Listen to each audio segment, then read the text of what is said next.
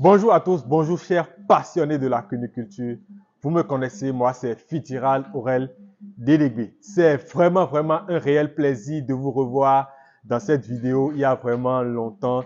Et oui, en effet, j'ai traversé quelques difficultés sur le plan personnel. C'est la raison pour laquelle depuis quelques mois, vous n'avez plus vu certaines de mes vidéos. Alors pendant ce temps, certains éleveurs rencontrent certains problèmes et qu'ils m'ont posé, que quelqu'un m'a posé la dernière fois. C'était quoi? C'était en fait les mortalités au nid.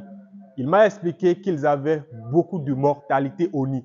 Et ce matin, ou bien aujourd'hui, je voudrais partager avec vous quelques astuces pour réduire drastiquement ces mortalités au nid. Parce que si vous avez des mises bas, si une femelle vous donne 10 lapéros, 12 lapéros au cours d'une mise bas et que vous perdez 7, 8 ou bien 9 avant le sevrage, cela ne sert à rien, c'est des pertes pour vous en termes de finances. Donc aujourd'hui, je vais vous donner quelques astuces pour réduire en fait ces mortalités au nid. Commençons. La première astuce autant pour moi, c'est en fait le type de matériel que vous utilisez dans votre élevage. De quoi je veux parler? Si vous n'avez pas ce type de cage complète où il y a des cloisons pour séparer vraiment la femelle de la boîte à nid ou bien des lapéros, vous devez faire attention. Vous devez surveiller la femelle parce qu'il y a des femelles, surtout les primipares, qui ne s'y connaissent pas encore bien en termes de maternité, qui sont un peu plus agitées. Donc, elles auront tout le temps tendance à rentrer dans la boîte à nid n'importe comment et cela peut créer des cas de mortalité. Donc, la première astuce, c'est le type de matériel que vous utilisez. Faites attention, si vous n'avez pas des cages qui sont cloisonnées, vous devez surveiller la femelle. Et si vous constatez qu'effectivement, c'est une femelle qui est agitée, qui entre dans la boîte à nid, eh bien, il faut mettre la boîte à nid en dehors de la cage, la mettre dans un endroit quand même qui est protégé pour ne pas qu'il y ait encore des rongeurs qui viennent bouffer les lapéros. Ensuite, si on veut revenir à la boîte à nid, la boîte à nid, en fait, c'est un élément, c'est un matériel qui est tout aussi important. Ça, c'est une boîte à nid en plastique, mais il y a des gens, la plupart du temps, ou bien majoritairement, qui utilisent des boîtes à nid en bois.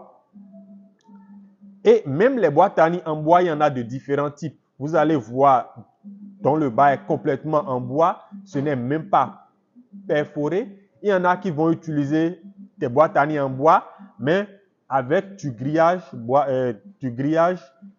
en dessous.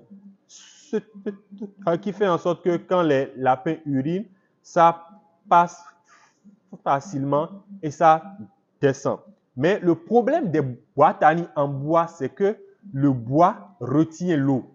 Donc, quand les lapins urinent dans la boîte à nid, elle va retenir les urines et justement, ça sera encore source de problèmes sanitaires qui vont encore décimer vos lapéros. L'idéal serait d'avoir des boîtes à nid comme ça qui sont en plastique que vous pouvez facilement laver.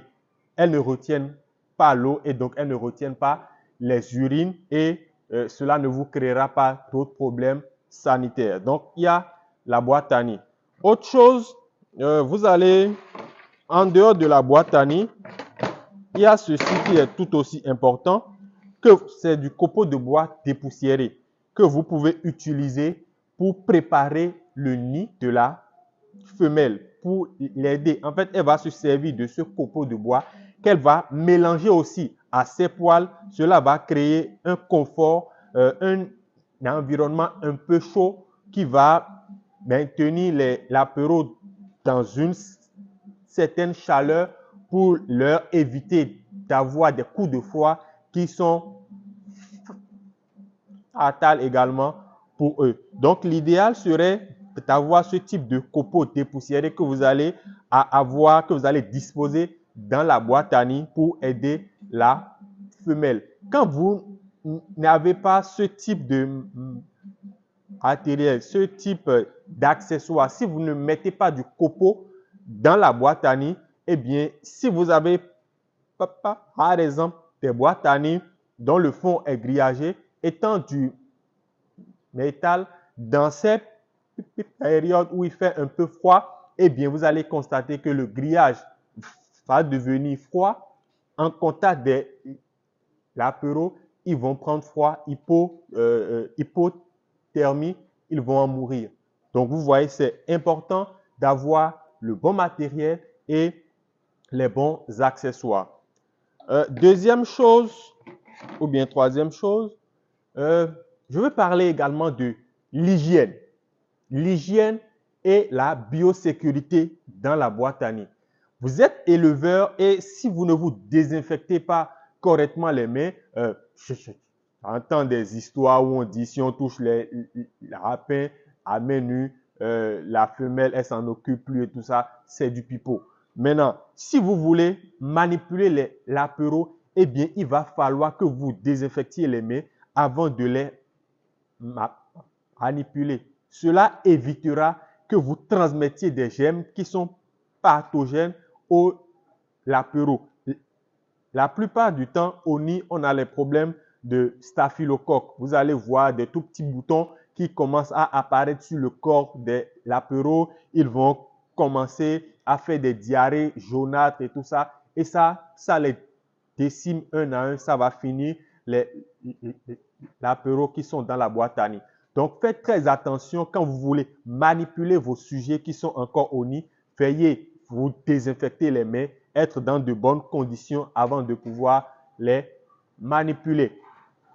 Dernière chose, pour que la vidéo ne soit pas trop longue, il s'agit de l'alimentation de la femelle. Parce que les apéros sont exclusivement nourris pendant les tout premiers jours, exclusivement au lait maternel. Et si la femelle doit produire du bon lait, de bonne qualité, eh bien cela va dépendre du type d'aliment que vous lui donnez. Nous, ici, on n'a pas de problème avec l'alimentation. On a des catégories d'aliments qu'on va servir à la femelle ou bien aux femelles allaitantes à des stades physiologiques bien précis pour pouvoir éviter ce genre de problème. Donc, les femelles produisent du bon lait pour allaiter les apéros qui grandissent convenablement et il n'y a pas de problème jusqu'au sevrage. On n'a pas vraiment de perte au cours de cette période. Donc, voilà quelques astuces que vous pouvez mettre en pratique pour vraiment réduire